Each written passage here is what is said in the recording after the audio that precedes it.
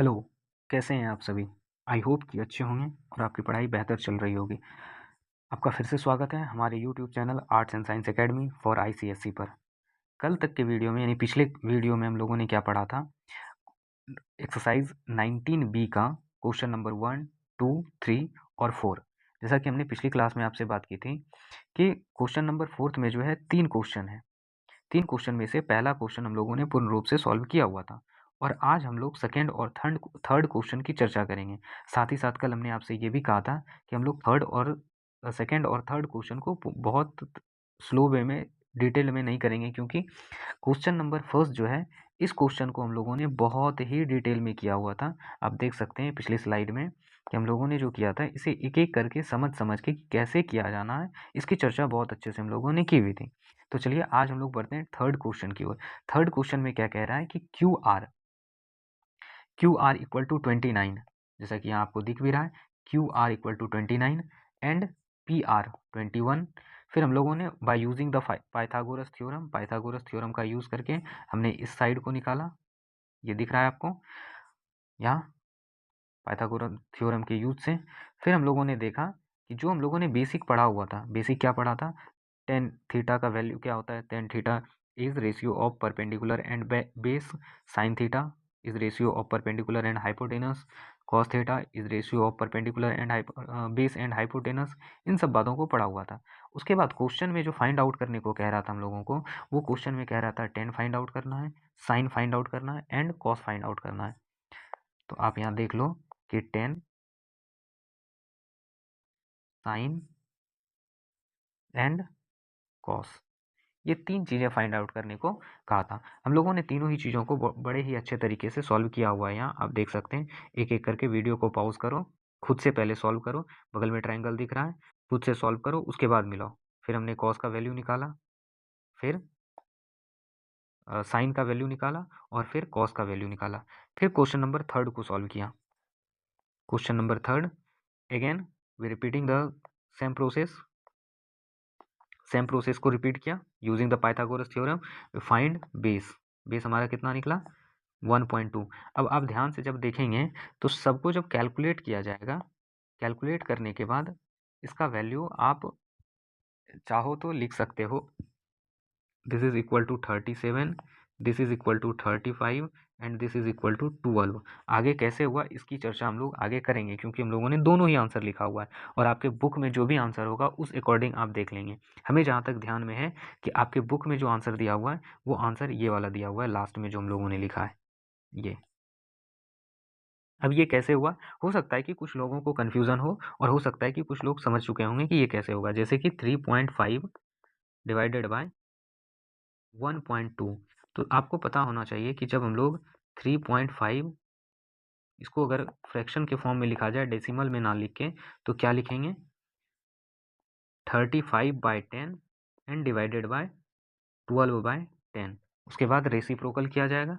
Reciprocal करने के बाद क्या आ जाएगा? 35/10 इंटू 10/12। फिर 10 क्या हो जाएगा? 10 and 10 will be divided and became 35/12। तो कैसे डेसिमल को रिमूव किया गया है, ये बात आप अच्छे तरीके से समझ रहे हैं। तो आप फिर से वीडियो को पॉज करें और ये जो क्वेश्चन आपके सामने है, इसे पहले एक बार खुद से सॉल्व करें। ये 10 का वैल्यू यहाँ हम लोगों ने फाइंड आउट किया। Now this is the sine का value and this is cos का वैल्यू। अगर आपने ये सॉल्व कर लिया तो चलिए बढ़ते हैं नेक्स्ट क्वेश्चन की ओर। क्या कह रहा है क्वेश्चन? फॉर एनी एंगल, कोई भी एंगल है, दैट इज थीटा, जो हम लोगों ने यहाँ कंसिडर भी किया है, सी के पास theta.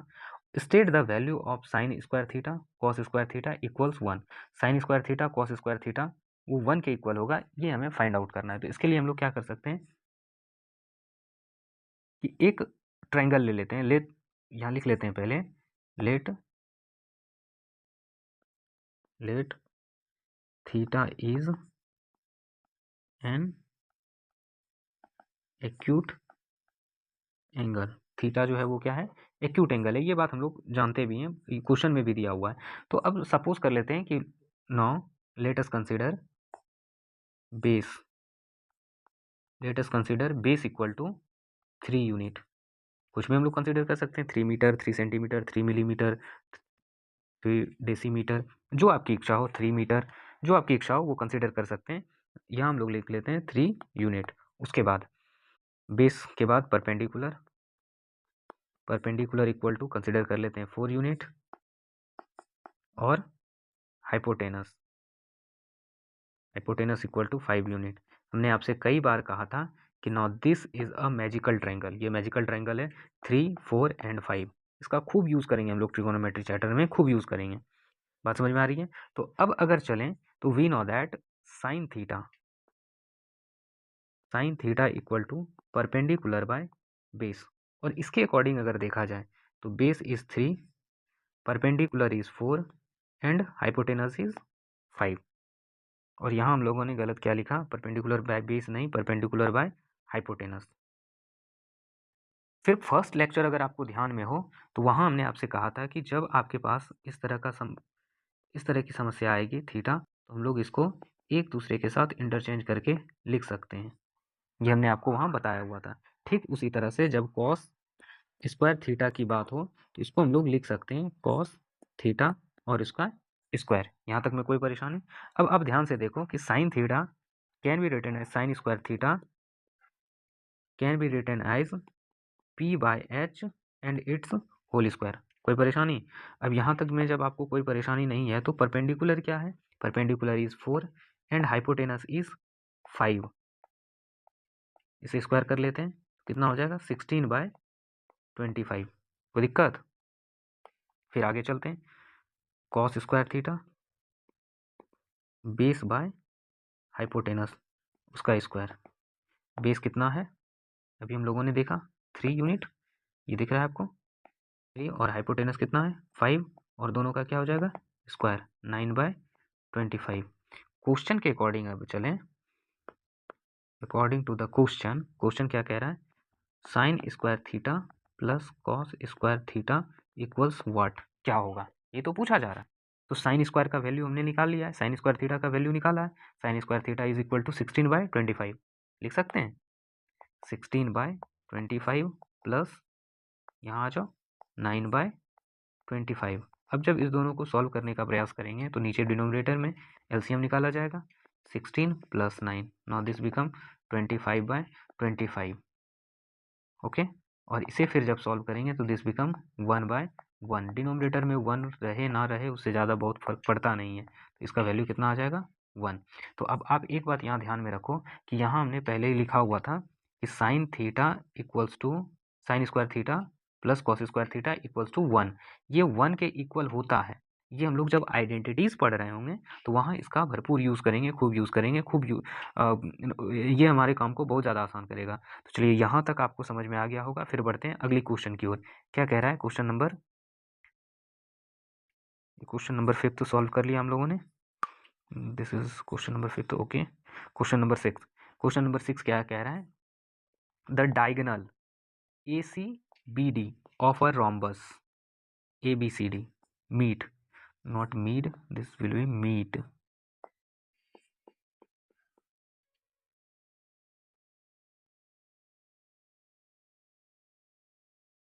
meet at O if AC equal to 6 BD equal to 8 find sin OCD। अब यहाँ एक बात कह रहा है जो ध्यान देने वाली बात है कि रोम्बस का यूज करने को कह रहा है।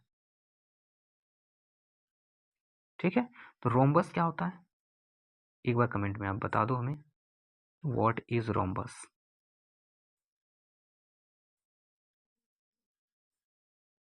इसको आप इस तरह से समझो कि rhombus is a distorted square. Rhombus जो है वो उसको स्क्वायर को टेढ़ा मेढ़ा कर दिया गया है। टेढ़ा मेढ़ा कैसे किया गया है वो समझ लेते हैं।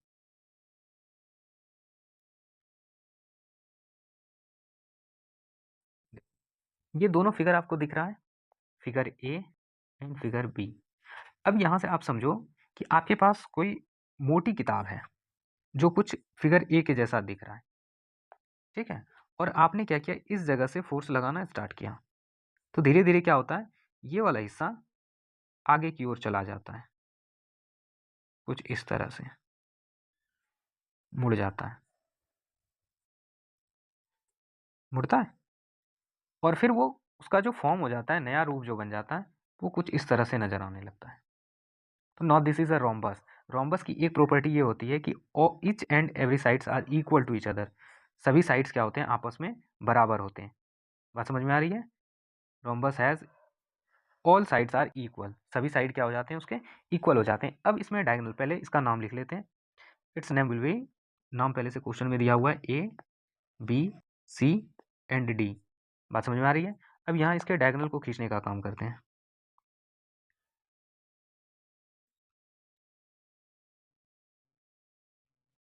दिख रहा है आपको? इसको दूसरे कलर से खींच लेते हैं, पिंक कलर से या इस कलर से, चलो ये कलर, ब्लू कलर।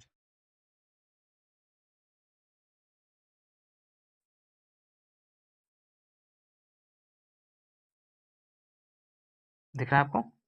अब यहाँ आप ध्यान से देखो ना, this is the middle point and this middle point is consider as O. और आपको फाइंड आउट क्या करने के लिए कह रहा है कि साइन ओ सी डी। अब आप ध्यान से देखो तो साइन ओ सी डी कौन सा हो जाएगा, साइन ओ मीन्स कि ये पॉइंट, सी ये पॉइंट, और डी ये पॉइंट।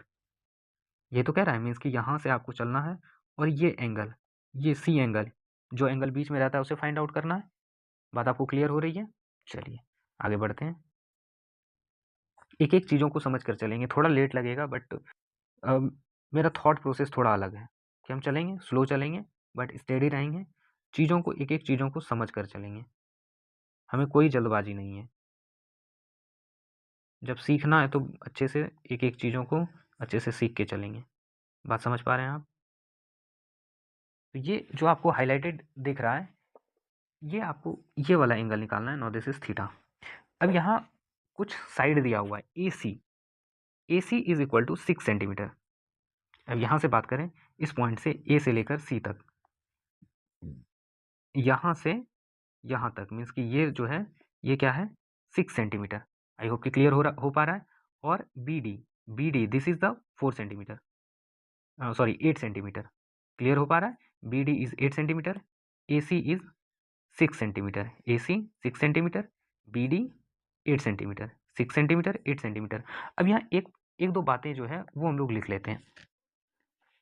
जो दिया हुआ है पहले उसी की बात कर लेते हैं। दिया हुआ क्या है, A C equal to 6 centimetre, 6 unit दिया हुआ है। अब यहाँ एक बात लिखना पड़ेगा, A O equals to O C equal to 3। अब ये क्यों होगा वो हम लोग अभी बात कर लेंगे। उसके बाद B D equals to 8, B O equals to O D equal to 4। कोई परेशानी? अब ये हम लोगों ने इसलिए लिखा क्योंकि we know that diagonal of rhombus bisect each other. Note करके, अगर आपको ध्यान में नहीं है, वैसे ये बात आपको बचपन में पढ़ाया गया था कि diagonal of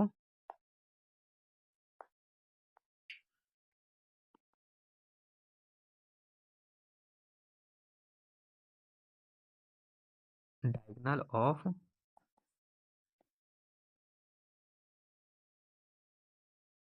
rhombus bisect each other at 90 degree. दो बातें ध्यान में रखना कि पहली बात तो ये कि वो एक दूसरे को बाइसेक्ट करता है, और कितने पे, एट 90 डिग्री। बाइसेक्ट का मतलब होता है कि दो इक्वल पार्ट्स में बांट देना। ये बाइसेक्ट करता है, ये इस प्रॉपर्टी के कारण, तो ये तो हमारा बिल्कुल करेक्ट है। यहाँ तक में कोई दिक्कत, आई होप कि आपको समस्या नहीं हो रही होगी।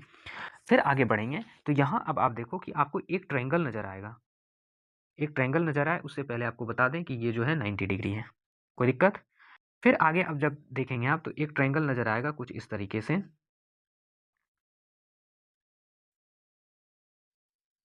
कुछ इस तरह से नजर आएगा। दिस इज 90 डिग्री, ये सी है और ये डी है और ये पॉइंट ओ है। क्वेश्चन के अकॉर्डिंग जब चलेंगे हम लोग, क्वेश्चन के अकॉर्डिंग ओ सी कितना है, 3 unit, and B D equal to 4। यहाँ तक में कोई परेशानी नहीं है। और आपसे पूछा क्या जा रहा है कि एंगल सी को, ये एंगल जो है इसको निकालना है।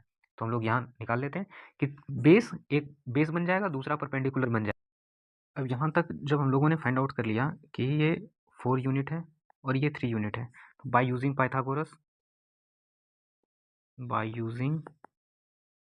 Pythagoras theorem C D equals क्या हो जाएगा, रूट अंडर डी ओ का स्क्वायर प्लस ओ सी का स्क्वायर, डी ओ का स्क्वायर 4 का स्क्वायर प्लस 3 का स्क्वायर मीन्स कितना हो जाएगा 16 plus 9 in a root 25 equals to 5 means कि अब आप अगर बात करो तो ये जो स्लाइड हो गया ये कितना हो गया 5 यूनिट।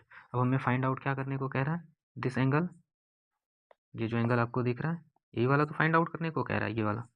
इस एंगल को जब फाइंड आउट करना है तो हम क्या लिख सकते हैं कि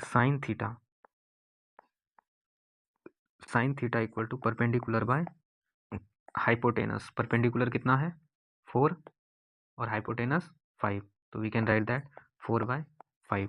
this will be your answer. I hope कि आपको चीज़ें क्लियर हुई होगी यहाँ तक क्वेश्चन नंबर 6 तक। अब हम लोग आगे बढ़ते हैं क्वेश्चन नंबर 7 की ओर। क्वेश्चन नंबर 7 क्या कह रहा है, cos theta equal to 0.6 find the value of 5 sin theta minus 3 tan theta. चलिए कर लेते हैं सॉल्व। cos थीटा का वैल्यू दिया हुआ है, सबसे पहले एक ट्राइंगल ड्रॉ कर लेते हैं क्योंकि ट्राइंगल का तो यूज़ होना ही होना है, और उसका नाम भी दे देते हैं अपने अकॉर्डिंग ए बी सी, और इसे कंसिडर कर लेते हैं थीटा। ठीक है, अब जो क्वेश्चन में दिया हुआ है क्वेश्चन के अकॉर्डिंग चलते हैं। cos थीटा इक्वल टू 0.6, 0.6 लिखने का मतलब है कि 6/10 लिखा जा सकता है, यहाँ तक में कोई परेशानी नहीं। दूसरी बात, cos theta equals to base by hypotenuse. अब अगर आप ध्यान से देखो तो 6/10 हम लोग लिखे हैं, इसको शॉर्ट में लिख सकते हैं, मीन्स कि स्मॉलेस्ट टर्म में लिख सकते हैं 3/5 हो जाएगा। और cos थीटा इक्वल्स क्या होता है, बेस बाय हाइपोटेनस, मीन्स कि ये बेस है और ये हाइपोटेनस है। ठीक, तो बेस इक्वल कितना हो जाएगा, base equal 3 and hypotenuse equal 5। फिर आप अगर ध्यान में रखो तो 3 4 5 ये एक मैजिकल ट्रायंगल है, तो ऑब्वियस सी बात है कि ये जो साइड अब सामने वाली जो साइड होगी ये 4 आएगी, क्योंकि पाइथागोरस थ्योरम से हम लोगों ने कई बार निकाला हुआ है। फिर आपको एक बार निकाल के बता देते हैं, दिखा देते हैं। Bye using Pythagoras theorem. ठीक है, तो हम लोगों को निकालना क्या है, ए सी का square equal to root under sorry A B का स्क्वायर ना, ए बी का square equal to root under A C का स्क्वायर माइनस बी सी का स्क्वायर। ठीक है,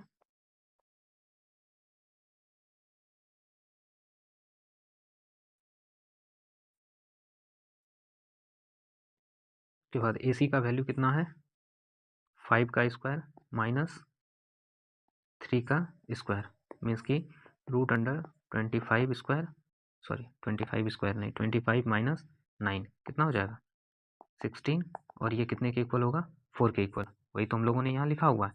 तो अब आप अगर ध्यान से देखें तो हमें निकालना क्या है 5 साइन थीटा, तो पहले साइन थीटा का वैल्यू लिख लें, sine theta equal to perpendicular by sine theta equal to perpendicular by hypotenuse. Perpendicular कितना है 4 and hypotenuse is 5, tan theta equal to perpendicular by base, वो कितना हो जाएगा 4/3। कोई परेशानी। अब क्वेश्चन के अकॉर्डिंग चलते हैं, क्वेश्चन में क्या कह रहा है,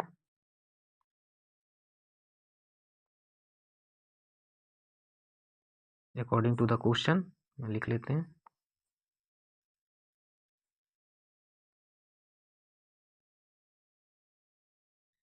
according to the question 5 sine theta का वैल्यू हम लोगों ने लिखा हुआ है, sine theta is equal to 4/5 and 3 tan theta का वैल्यू कितना है 4/3।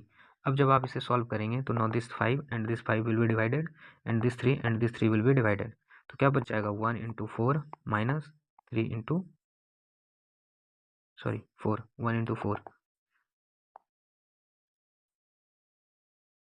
1 इंटू 4, तो ये भी 4 माइनस 4 इक्वल्स कितना हो जाएगा 0। आई होप कि आपको चीज़ें क्लियर हुई होगी। तो यहाँ अब आंसर में लिख देंगे हैंस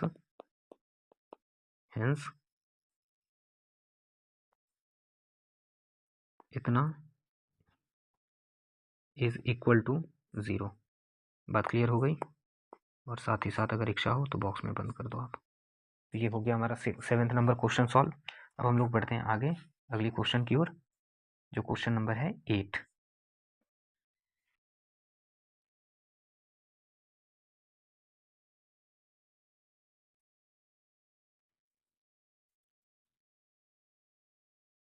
चलिए क्वेश्चन नंबर 8 को सॉल्व कर लेते हैं, उसके बाद फिर 9 से प्रोसीड करेंगे नेक्स्ट वीडियो में। A right angle triangle, question में क्या कह रहा है कि a right angle triangle it is given that A is an acute angle and that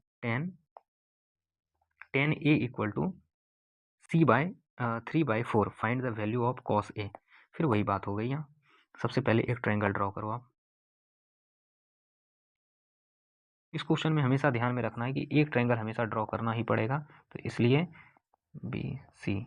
और उसके बाद एंगल क्या कह रहा है कि angle A is acute angle, इसकी बात कर रहा है थीटा।